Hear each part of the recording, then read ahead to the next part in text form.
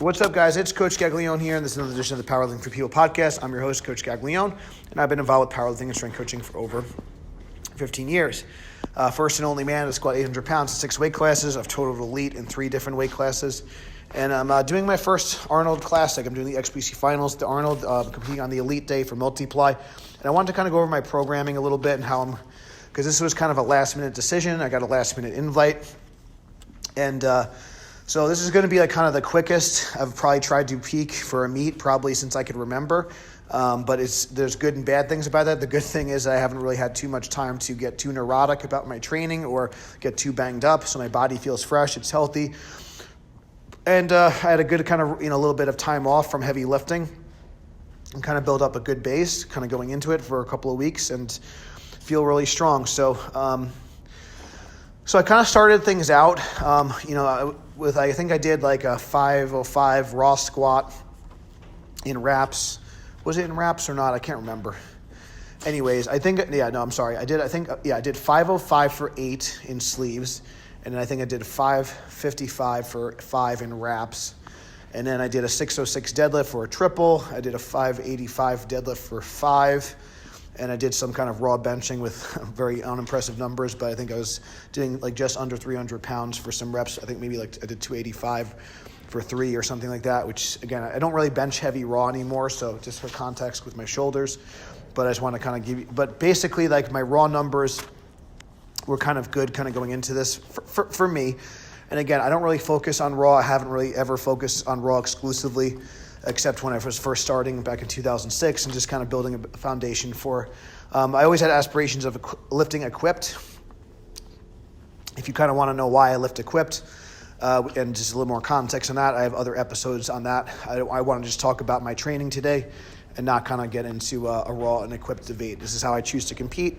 So I just wanted to provide some context there. So when people ask like what I bench raw and all this stuff, it's not a focus for me. For me personally. So the first thing that I kind of did was I tested out I got it back in my equipment, just kind of saw where I was at. So for benching, I worked up to like 455 for a triple, which felt pretty good, which was great. So that's kind of like around like a last warm up or even like a light opener type weight. Deadlifts was probably the thing that was kind of freaking me out the most, but so far so good. I'm having some issues with my hand, but the first 2 sessions went well. I just got to make sure that my hands are good, and I'll kind of talk into about that in a second.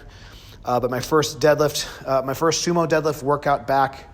So I've been pulling conventional exclusively since my last competition.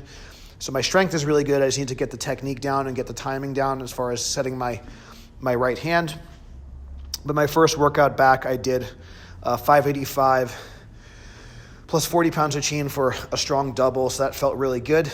For squats, my first squat workout back in the suit, I'm electing to use a different suit, and I feel like that's been easier to kind of get in and out of, less adjusting, so that I'm happy about that. But I did 705 and 80 pounds of chain for a double, felt extremely strong, so I was very happy with really how all 3 lifts went my first session. I did my second session in a bench shirt, and then I did my second session in my deadlift suit.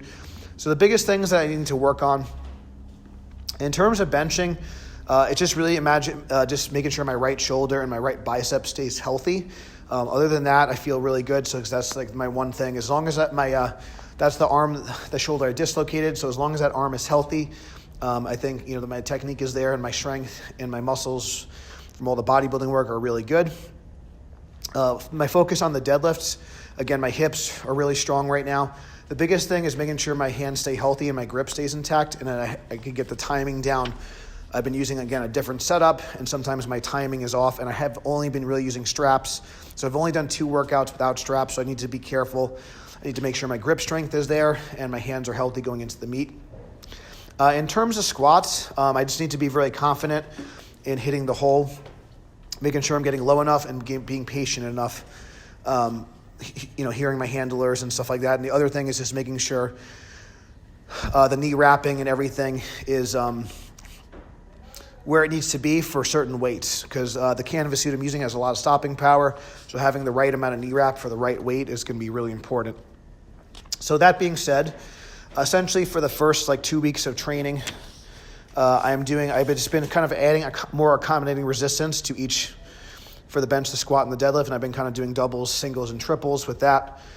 So starting out with, like I said, I did straight weight on the bench. I'm doing a cycle with 40 chains. Next week I'll do a cycle with 80 chains. On the deadlift, I started with 40 chains. And in hindsight, when I do this workout again with my strength level in the deadlift, I think I'll probably go from like maybe 40 pounds a chain to 60 pounds a chain next time with the same, because I think that I had my grip kind of open up and tear with the same weight for 2 cycles in a row. So I think I just need to kind of adjust that progression a little bit slower. For the squat, I think that'll be fine because I'm kind of, again, I'm used to, there's no like kind of, so the squat, I started with 80 pounds a chain, I'll go to 120. And again, my squat is my strongest lift, so relatively that'll be fine in terms of the percentage of like the chain weight and stuff like that. And some of the chains, the way we set it up on this, like the second chain's a little lower, so it's probably closer to like 100 pounds of chains anyway. So I'm making note of that for next time. And then in the middle of my peaking cycle, I will do some kind of banded work for both squat and deadlift. I don't really do banded work for bench right now just because sometimes it's a little bit stressful on the shoulders. So I just do mostly chain, straight weight, and reverse bands for bench. And then kind of going into my peaking workouts. So like I said, there'll be some escalating accommodating resistance kind of for the first 2 weeks of training. Then we'll do kind of some banded work. For bench, I'm going to do kind of 2 like heavy weeks in a row with reverse bands and kind of do less and less reverse band tension. And then, the other things that I've been keeping in my cardio, I've been keeping in kind of the Wenning warm-ups a little bit longer, getting more. So I think that's been kind of helping my work capacity and helping me recover between sets and helping me recover workout to workout. But I will drop out the Wenning warm-ups and reduce the intensity and reduce the duration of the cardio as I get closer to the contest. But I think that, I guess the point of me kind of telling you that is, number one, for me, like I definitely want to have my health in mind. I think, again, for last cycle, I just kind of cut things out too soon. I just started eating too much too soon for too long. So even if things are maybe slightly suboptimal in terms of strength, in terms of performance, I really want to make it a point not to sacrifice my health and things like that. And I want to make sure that things are in line because I'm technically supposed to be on paper in a bodybuilding phase right now. So I don't want to, just for like health reasons and stuff like that, just to get the body fat off that I gained last year. So I think it's important sometimes to be like, again, so even though this is a big meet, even though this is a big deal to do the Arnold, I still want to do it in a healthy way. And if that means being a little bit shy of my goal this time around, I'm okay taking my time. I do believe though, if I am rested and I have a good and if things are clicking that day, I do believe I am capable and I will be capable of hitting my lifetime goal of 2,000 total at 220 is the goal for this year. But again, if it's for some reason things are not clicking that day, or if, for whatever reason, I'm okay with that. I'm just focusing more on the process. And right now the process for me is part of that is staying healthy and getting some body fat off and keeping my conditioning up. So the only difference is that the rate of weight loss will be slower. I'm not going to be as aggressive with my diet, as aggressive with my cardio, but I'm not going to completely abandon it. That's kind of like the point. So that's some really important stuff there. I tend to be like a blast or dust or an on and off type guy, and that can be a mistake, and it's led to health problems for me in the past. So I'm going to make sure. So even if I think we'll be good for an all-time PR total. I think I'll definitely, and my PR at 220 is 1930, so I believe I'm going to smash that out of the park. But yeah, I'm just trying to do so, again, more methodically and, again, being more process-oriented and not being so romantic about just having to hit certain numbers. I just want to have a really good performance, and again, I have that 2,000 number in mind. And I think that if I'm healthy and if I'm smart, and part of being healthy is going to be, again, keeping the cardio in, keeping the accessory work in, getting the blood flow from all the isolation work. But once I get to my kind of last once I get to my priority workouts and my peak, my heaviest squat, my heaviest bench, heaviest deadlifts, those are kind of testing work. The purpose of those workouts, I will get a stimulus from them, of course, but the point of those is really just to kind of see where you're at. Whereas the stuff I'm doing with chains, the stuff I'm doing with, against bands, doing like more rep work. When I'm doing singles with straight weight and singles with some reverse bands, those are again, the goal of the reverse band type work is to overload the nervous system, so I get used to those weights. But those straight weight singles in particular are really more of a tester. They're not necessarily kind of trying to build strength. Those are kind of to help establish the skill on the platform and to kind of figure out like where our openers and where our projected attempts are going to be, and making sure that our plan is in line with how I'm performing. So I just want to kind of give a little insight on kind of why I'm doing what I'm doing. And again, what I'm kind of doing, again, I've been doing this for 15 years. I've had some health problems. I've been as heavy as 340 pounds. I've been obese. So some of these things are not necessarily what I would recommend especially to a novice lifter. Someone like a Paul Acosta comes to mind, he's 18 years old. He's more of an ectomorph body type. He's super lean. So like having him do a bunch of cardio and having him like restrict his food at all really doesn't make sense. Now there might be a time where if his body fat gets to like 15 or 20%, or he starts to get just older and his metabolism slows, or that's kind of, I guess that's been a little bit debunked, but his activity level goes down, whatever. As he gets older, I kind of like mentioned to him that we'll have to have some times where he's dieting and stuff, but you have to every context is important is the point. So for me, it's very hard for me to stay lean. It's very easy for me to gain body fat.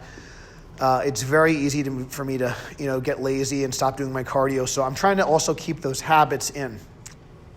So the habit of getting up and doing cardio, the habit of getting up and doing some bodybuilding work and isolating the muscle, the habit of taking progress photos and doing a little posing. Because I do have aspirations of getting back on stage as a bodybuilder, and I'm projecting that to be a little bit later in the year, but maybe I was projecting June, but maybe it'll be August of this year. But for right now, I'm focused on the Arnold, but I still have the big picture in mind. I still have the long game in mind. And I think it's really important to always have a long-term vision.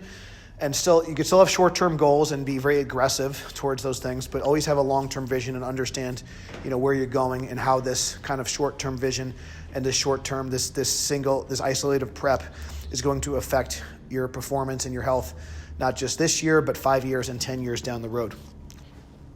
So that's kind of like why I'm doing what I'm doing. So again, just to kind of recap, I'm doing a squat, bench, and deadlift day. I'm doing 3 other days that are kind of dedicated toward bodybuilding style training. I'm basically doing some sort of cardiovascular or some sort of activity level or walking every single day.